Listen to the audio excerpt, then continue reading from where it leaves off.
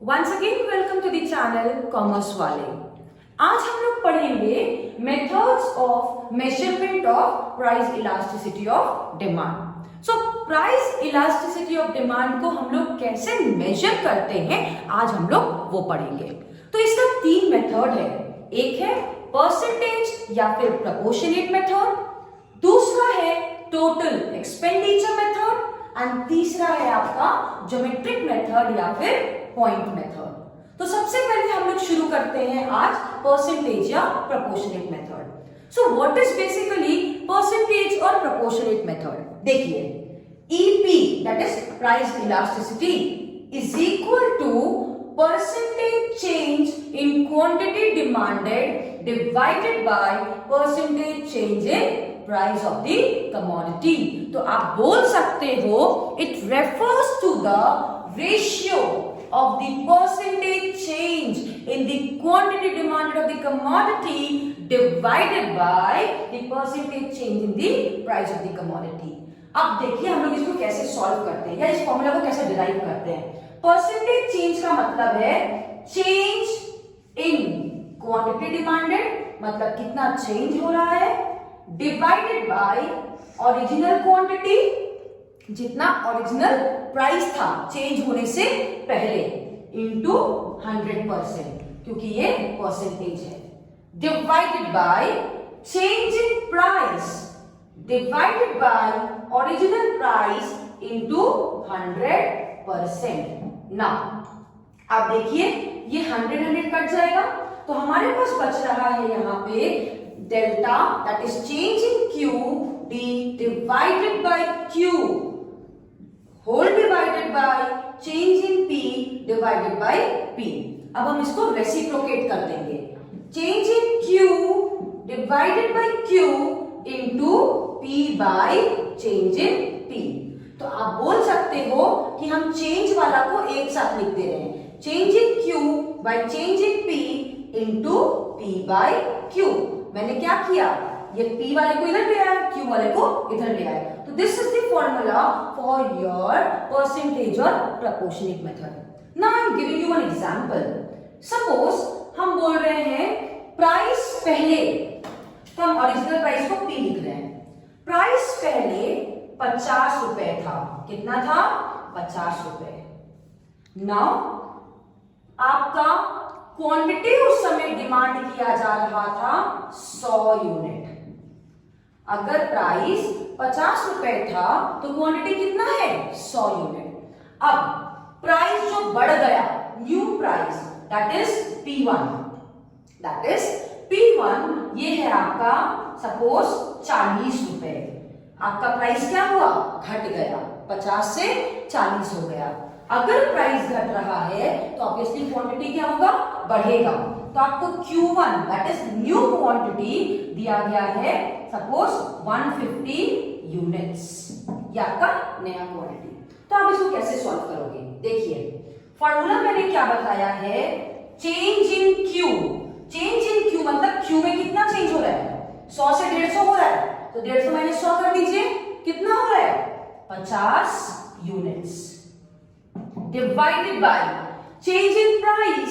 Price में कितना change हो रहा है, 50 से 40 हो रहा है, तो कितना चेंज हो रहा है, 10 रुपए का, इनटू ओरिजिनल प्राइस कितना था इसका, 50 रुपए, मैंने लिख दिया 50 रुपीज। और ओरिजिनल क्वांटिटी कितना था, 100 यूनिट्स, ये मैंने लिख दिया इसका, यूनिट्स यूनिट्स कट गया, रुपीज रुपीज कट गया, 10 5 0 0 कट गया, 5 2 सा, तो मेरा आ रहा है 2.5।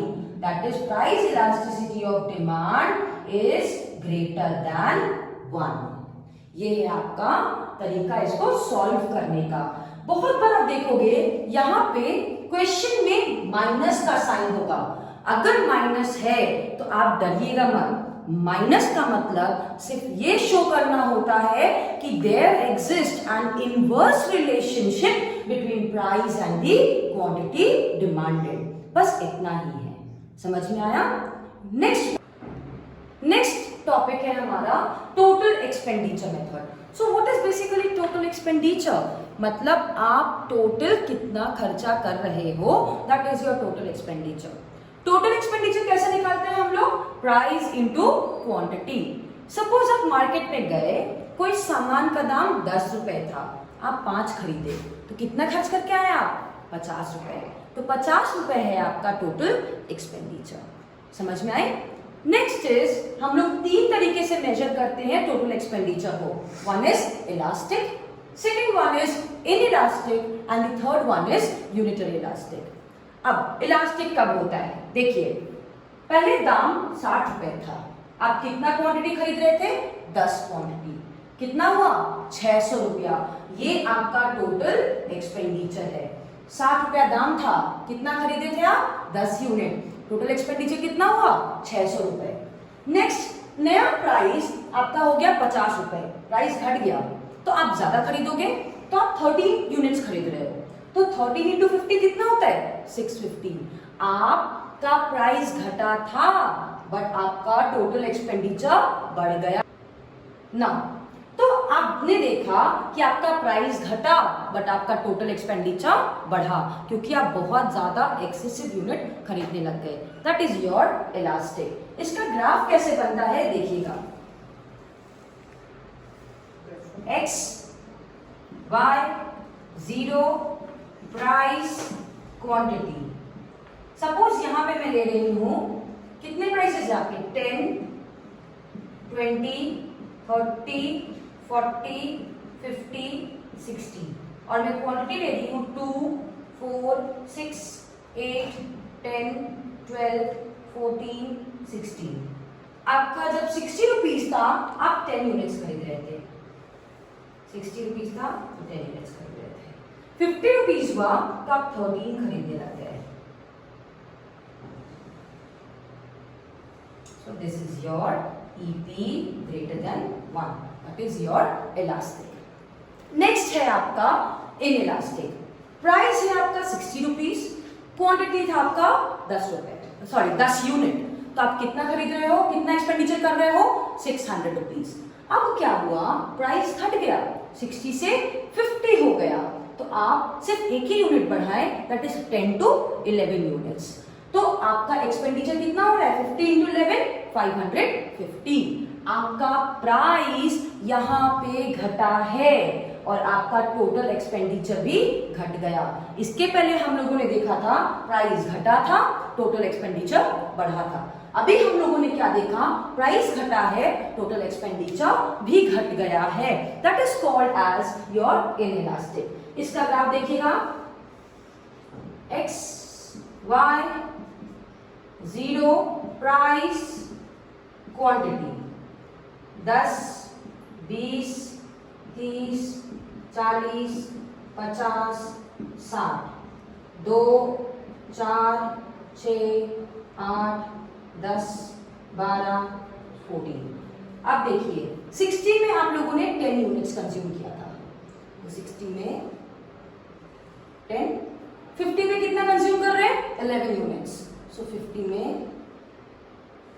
11। This is your EP less than 1। समझ में आई?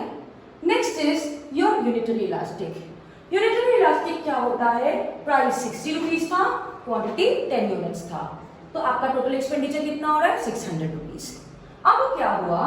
प्राइस 50 रुपीज हो गया, 60 से 50 हुआ, प्राइस फॉल कर रहा है। आपने क्वांटिटी इंक्रीज किया, आपने 10 के बजाय 12 खरीदा, तो आपका टोटल एक्सपेंडिचर कितना हो रहा है? 50 इंटू 12 दैट इज 600। तो आपका एक्सपेंडिचर यहाँ पे क्या हो रहा है? कोई भी चेंजेस नहीं हो रहा है। आपका प्राइस घटा, बट आपका एक्सपेंडिचर में कोई भी चेंजेस नहीं आया।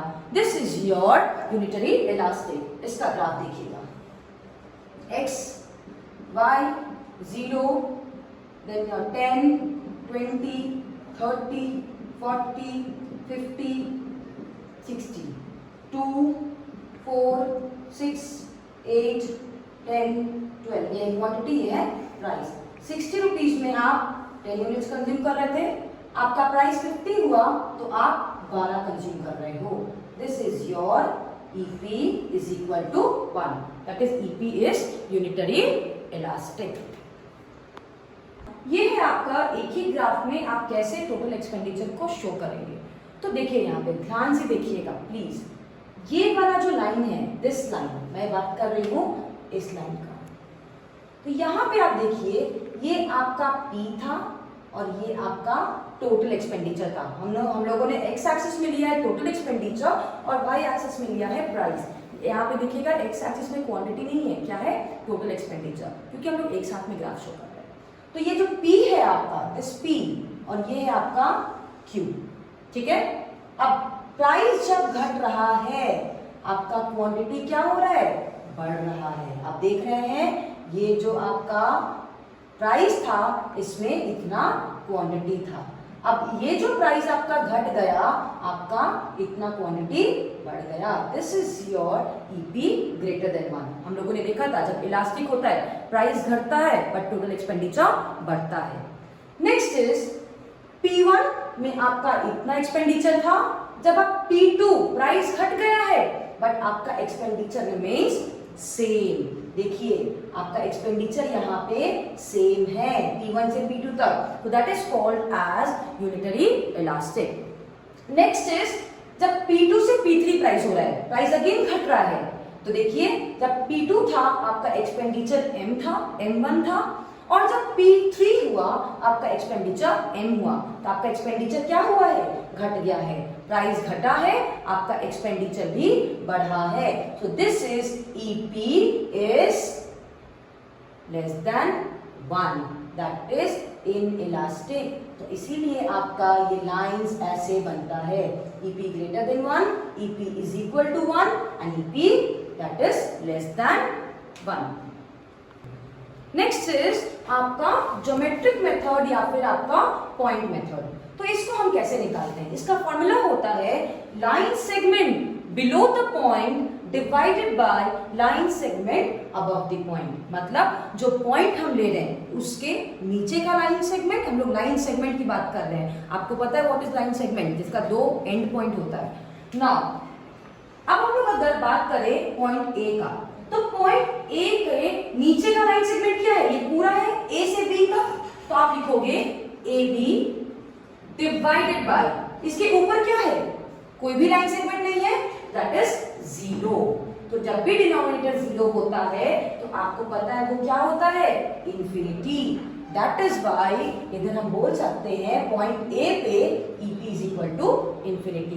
ध्यान से देखिएगा, line segment below the point, अगर हम पॉइंट ए ले रहे हैं तो इसके नीचे का पूरा लाइन सेगमेंट क्या है, AB, और ऊपर का क्या है, 0।